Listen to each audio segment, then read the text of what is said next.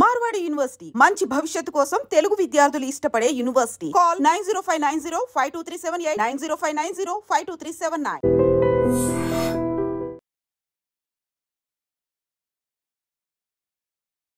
Operation Sindoor 1971 తర్వాత త్రివిధ దళాలు కలిసి దాడి, అట్లాగే ఇదే మొదటిసారి కూడా అనుకోవచ్చు. ఆపరేషన్ సింధూర్ పాక్లోని ఉగ్రవాద శిబిరాలపై భారత ఆర్మీ చేసినటువంటి దాడి. ఇది 1971లో భారత్ పాక్ యుద్ధాన్ని తలపిస్తోంది. ఆ వార్ తర్వాత మళ్ళీ ఇన్నేళ్లకు భారత త్రివిధ దళాలు కలిసి పాల్గొనడమే ఇందుకు కారణమని కూడా చెప్తున్న పరిస్థితి అయితే కనిపిస్తోంది. పెహల్గామ్ ఉగ్రదాడి తర్వాత భారత పాకిస్తాన్ల మధ్య ఉద్రిక్త పరిస్థితులు నెలకొన్న సిచ్యువేషన్ ఉంది. భారత ప్రభుత్వం పాక్పై అన్ని రకాలుగా దాడులు చేస్తూనే ఉంది. ఈ నేపథ్యంలోనే యుద్ధం కూడా జరగొచ్చని కూడా చెప్పినటువంటి పరిస్థితి. అయితే నిన్న అర్ధరాత్రి 1 గంట ప్రాంతంలో ఆపరేషన్ సింధూర్ పేరుతో పాకిస్తాన్లోని ఉగ్రవాదుల శిబిరాలపై భారత సైన్యం మెరుపు దాడి చేసిన పరిస్థితి. మిసైల్స్తో విరుచుకుపడింది. మురిద్గే, బహవల్పూర్, కోట్లీ, గుల్పూర్, భింబర్, చకమ్రు, సియాల్కోట్, ముజఫరాబాద్లలో దాడులైతే నిర్వహించిన పరిస్థితి. ఈ ప్రాంతాల్లో ఉగ్రవాదులు ఉన్నారనే పక్కా సమాచారంతోనే ఇండియన్ ఆర్మీ అటాక్ చేసింది. ఇప్పటి వరకైతే 90 మంది ఉగ్రవాదులు మరణించినట్టుగా కూడా సమాచారం అయితే అందుతోంది. అయితే 1971 తర్వాత ఇదే మొదటిసారిగా జరుగుతున్నటువంటి పరిస్థితి. అయితే ప్రస్తుతం నిర్వహిస్తున్నటువంటి ఆపరేషన్ సింధూర్ 1971లో జరిగిన భారత పాకిస్తాన్ యుద్ధాన్ని కూడా తలపిస్తోందని కూడా అంటున్నారు. సో దీనికి కారణం త్రివిధ దళాలు కలిపి అటాక్ చేయడమే. 1971 తర్వాత భారత్ పాక్ల మధ్య కార్గిల్ వార్ నడిచింది. ఆ తర్వాత కూడా పుల్వామా దాడికి ప్రతీకార చర్య కావచ్చు, యురి లాంటివి కూడా నిర్వహించింది భారత్. అయితే వీటన్నిట్లో భారత సైన్యానికి చెందినటువంటి త్రివిధ దళాలు పాల్గొనలేదు. కానీ ఇప్పుడు నిర్వహించిన ఆపరేషన్ సింధులో మాత్రం భారత ఆర్మీ, ఎయిర్ ఫోర్స్, నేవీ అన్నీ కలిపి అటాక్ చేశాయి.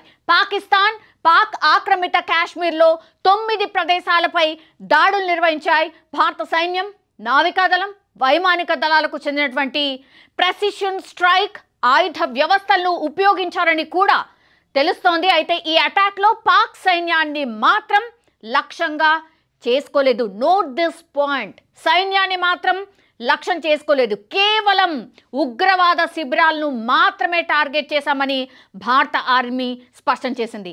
ఈ మొత్తం ఆపరేషన్ను భారత ప్రధాని మోడీ వార్ రూమ్ నుంచి ప్రత్యక్షంగా పర్యవేక్షించారు. అంటే రాత్రి నుంచి జరుగుతున్నటువంటి ఆపరేషన్ని పూర్తిగా పర్యవేక్షించిన పరిస్థితి కనిపిస్తోంది. లష్కరే తోయిబా చీఫ్ హఫీజ్ సయ్యద్ హతమైనట్టు అండ్ గురి చూసి లేపేసినట్టుగా భారత్ అయితే అజ్యూమ్ చేస్తోంది. ఆపరేషన్ సింధులో భాగంగా లష్కరే తోయిబా చీఫ్ హఫీజ్ సయ్యద్ హతం అయ్యాడా అంటే అవుననే చెప్తున్నారు.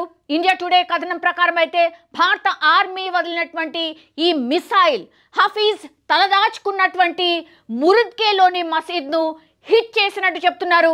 దీంతో ఇందులోని అతను ఖచ్చితంగా మరణించి ఉంటాడని కూడా అంటున్నారు. దీనికి సంబంధించి క్లారిఫికేషన్ అయితే రావాల్సి ఉంది. ఏప్రిల్ 24న జరిగినటువంటి పెహల్గామ్ ఉగ్రదాడి కీలక సూత్రధారి అయినటువంటి లష్కరే తోయిబా చీఫ్ హఫీజ్ సయ్యద్ అని ఎన్ఐఏ కూడా తేల్చేసిన పరిస్థితి. దాడులు చేసింది ది రెసిస్టెన్స్ ఫ్రంట్ ముష్కరిలే అయినా కూడా వెనుక ఉంది నడిపించింది మాత్రం హఫీజే అని నిఘా వర్గాలు కూడా స్పష్టం చేశాయి. అతనికి పాక్ ప్రభుత్వం భారీ భద్రత కల్పించడంతో పాటుగా ఈ అనుమానాలన్నీ రేకెత్తించే విధంగా ఉన్నాయి కాబట్టే దీని వెనకాల మాస్టర్ మైండ్ అతనే. పహల్గామ్ దాడి తర్వాత భారత్ టార్గెట్లో ఖచ్చితంగా హఫీజ్ సయ్యద్ ఉన్నాడని తెలిసినటువంటి పాకిస్తాన్ ప్రభుత్వం ఐఎస్ఐ అతనికి హై లెవెల్ సెక్యూరిటీని కల్పించినట్టు సమాచారం అయితే ఉంది. హఫీజ్ నివాసానికి కేవలం 4 కిలోమీటర్ల మేర హై రెజల్యూషన్ కెమెరాలు ఏర్పాటు చేసినట్టుగా కూడా తెలియవచ్చింది. అతడు పాక్లో ప్రభుత్వ భద్రత మధ్య బహిరంగంగా ఉన్నాడు.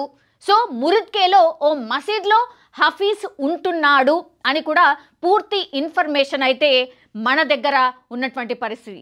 సో మురత్కేలో దాడులు జరిగాయి. ఈరోజు నిన్న రాత్రి భారత సైన్యం అయితే పాకిస్తాన్లోని 9 ప్రాంతాల్లో దాడులు జరిపింది. ఆపరేషన్ సింధూర్ పేరుతో ఉగ్రవాద శిబిరాల మీద విరుచుకుపడినటువంటి పరిస్థితి.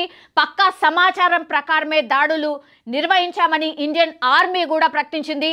ఆర్మీ దాడులు చేసిన 9 ప్రాంతాల్లో మురద్కే కూడా ఒకటి. అంటే లష్కరే తోయిబా చీఫ్ హఫీజ్ సయ్యద్ పాకిస్తాన్ భారీ భద్రత మధ్య తలదాచుకున్నది ఇక్కడే అని కూడా స్పష్టంగా తెలుసు. కాబట్టే భారత్ వదిలిన మిసైల్స్లో ఒకటి మురత్కేలోని మసీద్ను తాకిందని ఇండియా టుడే కూడా చెప్తోంది.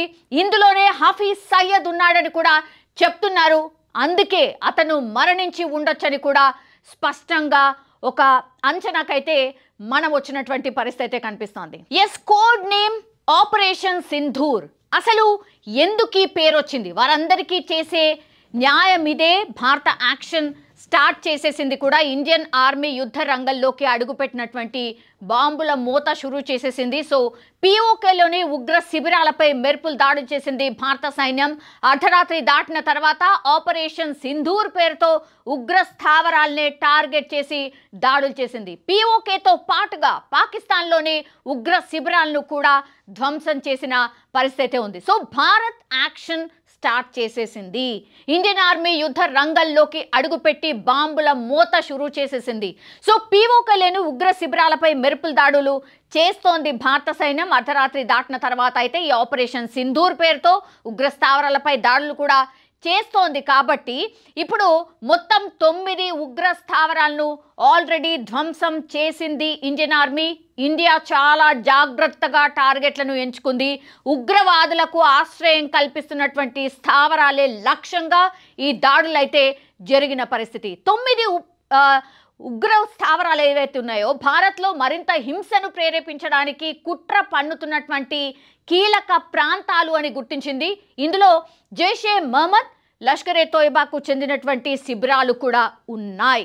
ఈ దాడుల తర్వాత ఉగ్రవాదుల మౌలిక సదుపాయాలను కావచ్చు, వారి కార్యకలాపాలను తీవ్రంగా దెబ్బతీయగలిగామని కూడా సైనిక వర్గాలు ప్రస్తుతం అయితే చెప్తున్న పరిస్థితి. దాడి తర్వాత పహల్గాం బాధితులకు న్యాయం దక్కిందని భారత ఆర్మీ సోషల్ మీడియాలో 1:51 పోస్ట్ పెట్టింది. సో పహల్గాంలో అమానవీయ దాడి జరిపారని, దోషులను శిక్షిస్తామన్న తన సంకల్పాన్ని ఆచరణ రూపం ఇచ్చామని కూడా భారత ఆర్మీ స్పష్టంగా చెప్పింది. ఇవి సర్జికల్ స్ట్రైక్స్ కాదు, భారత భూభాగం నుంచే అత్యంత ఖచ్చితత్వంతో చేసినటువంటి దాడులని కూడా స్పష్టం చేసింది. సో న్యాయం జరిగింది, జై హింద్ అంటూ భారత సైన్యం తన ఎక్స్ ఖాతాలో పోస్ట్ చేసిన పరిస్థితి. ఉగ్రవాదానికి వ్యతిరేకంగా పోరాటంలో భారత్ దృఢ సంకల్పాన్ని ఈ ఆపరేషన్ మరోసారి ప్రపంచానికి చాటి చెప్పినట్టు పరిస్థితి అయితే కనిపిస్తోంది. ఉగ్రవాదాన్ని పెంచి పోషిస్తున్నటువంటి వారికి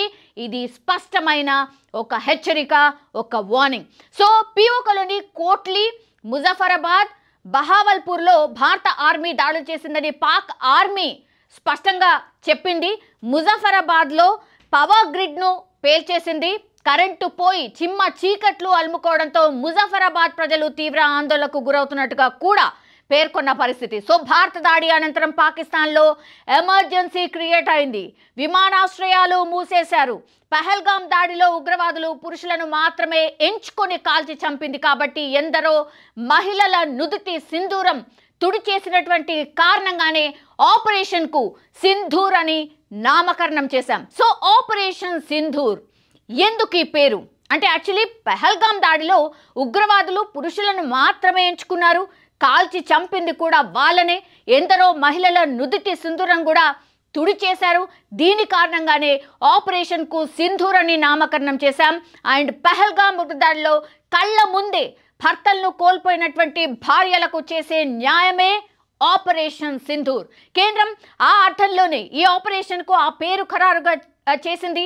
అదేగాక కుంకుమ పువ్వుకు ప్రసిద్ధిగాంచినటువంటి కాశ్మీర్ లోయ కూడా పహల్గాం ఉగ్రదాడితో పాకిస్తాన్ రక్తం పారించింది.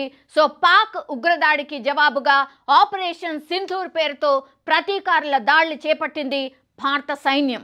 సో పహల్గాంలో రక్తం పారించినటువంటి ఉగ్రవాద దాడికి భారత సైన్యం ప్రతీకారం తీర్చుకుంది. దాడి జరిగిన తర్వాత బీహార్లో ప్రధానమంత్రి వార్నింగ్ ఇచ్చినట్టుగానే వారి స్థావరాల్లోకే వెళ్ళి వాళ్ళని సమాధి చేసేసాం. కొన్ని రోజుల నుంచి పక్కా సమాచారాన్ని సేకరించిన తర్వాతే ఉగ్ర స్థావరాలే లక్ష్యంగా అవన్నీ లెక్కలు తీసుకున్న తర్వాతనే టార్గెట్ చేసింది భారత్. సో పాకిస్తాన్ ఆక్రమిత కాశ్మీర్లోని ముజఫరాబాద్లోని ఉగ్రవాద స్థావరాలపై సాయుధ దళాలు దాడులు చేశాయి. పహల్గాం ఉగ్రదాడి తర్వాత భారత్ సీరియస్గా రియాక్ట్ అయింది. దాడులకు పాల్పడినటువంటి ఉగ్రవాదులను ఒక్కరిని కూడా విడిచిపెట్టేది లేదని ప్రధాని మోడీ తీవ్ర స్వరంతోనే బీహార్ సభలో ఎట్లయితే చెప్పారో అదే ఇప్పుడు ఇంప్లిమెంట్ చేశారు. అప్పటి నుంచి ఇప్పటిదాకా భారత సైన్యానికి చెందినటువంటి వివిధ రంగాలతో అధికారులతో దేశ అంతర్గత భద్రతకు సంబంధించిన విభాగాలతో ప్రధాని, హోం, డిఫెన్స్ మంత్రులు విడతల వారీగా రోజు చర్చలు జరుపుతూనే వచ్చారు. ప్రతిపక్షాలు సహా ఈ విషయంలో ప్రభుత్వం ఎలాంటి చర్యలు తీసుకున్నా సరే తమ మద్దతు ఉంటుందని అండగా కూడా నిలిచాయి. ఈ నేపథ్యంలోనే మంగళవారం అర్ధరాత్రి దాటిన తర్వాత 9 ఉగ్రవాద స్థావరాలను తుడిచిపెట్టేస్తూ భారత్ వైమానిక దాడులు నిర్వహించింది. సో ఇప్పుడంతా దేశవ్యాప్తంగా కూడా జై హింద్, జై భారత్ నినాదాలే వినిపిస్తున్న పరిస్థితి. పహల్గాం దుర్ఘటన తాలూకా గాయాలు ఇంకా మానక ముందే భారత్ తీసుకున్నటువంటి ఈ నిర్ణయం ఉగ్రవాదానికి వ్యతిరేకంగా తన పోరాట పటిమను నిరూపించిందని చెప్పొచ్చు. అంతర్జాతీయ సమాజం నుంచి వస్తున్నటువంటి సానుకూల స్పందనలు కావచ్చు, సంపూర్ణ సహకారం లభించడం కావచ్చు, ఉగ్రవాదాన్ని భూస్థాపితం చేసే వరకు కూడా భారత్ వెనకడుగు వేయబోదని స్పష్టంగా చెప్పినట్టయింది. ఇది కేవలం ప్రతీకార చర్య కాదు, ఉగ్రవాదానికి వ్యతిరేకంగా భారత ఆత్మ గౌరవం నినదించిన సందర్భం అని కూడా చాలామంది చెప్తున్నారు. ఈ దాడులు ఎక్కడ పడితే అక్కడ కాకుండా కేవలం పహల్గాం దాడికి సూత్రధారులుగా భావిస్తున్నటువంటి ఆ 9 ఉగ్ర స్థావరాలపైనే జరిగాయి. మన గడ్డపై హింసను సృష్టించేందుకు కుట్రలు పన్నుతున్నటువంటి ఈ కీలక ఉగ్రవాద కేంద్రాలను ధ్వంసం చేయడమే లక్ష్యంగా సైన్యం ముందుకు కదిలింది. పాకిస్తాన్ సైనిక స్థావరాల జోలికి పోకుండా కేవలం ఉగ్రవాద కార్యకలాపాలకు అడ్డాగా మారినటువంటి చోట్లనే మన బలగాలు టార్గెట్ చేశాయి. అత్యంత పక్కా ప్రణాళికతో, ప్రెసిషన్ స్ట్రైక్స్తో ఈ ఆపరేషన్ సక్సెస్ అయింది. ఆపరేషన్ సింధూర్ ద్వారా భారత సైన్యం తన సత్తాను మరోసారి నిరూపించింది. దేశ భద్రతకు భంగం వాటిల్లితే ఎక్కడైనా సరే ఎప్పుడైనా సరే ప్రహరించడానికి సిద్ధంగా ఉన్నామని కూడా ఈ చర్య ద్వారా ఒక రకంగా చెప్పినట్టు అయింది. సో ఉగ్రవాదాన్ని పెంచి పోషిస్తున్నటువంటి పాకిస్తాన్కు ఇది స్పష్టమైన ఒక గట్టి హెచ్చరిక. ఉగ్రవాద చర్యలకు పాల్పడితే తగిన మూల్యం చెల్లించుకోవాల్సిందే అని భారత్ ఒక రకంగా వార్నింగ్ ఇచ్చింది. ఉగ్రవాదానికి వ్యతిరేకంగా జరిగేటటువంటి ఈ పోరాటంలో భారత్ ఎప్పటికీ వెనకడుగు వేయదని ఆపరేషన్ సింధూర్ నిరూపించిందని చెప్పొచ్చు. నిజంగా ప్రస్తుతం ఉన్నటువంటి సమాజం దేనికి ప్రయారిటీ ఇస్తుంది? ఆర్థిక సంబంధాల చుట్టూ మాత్రమే తిరుగుతుంది.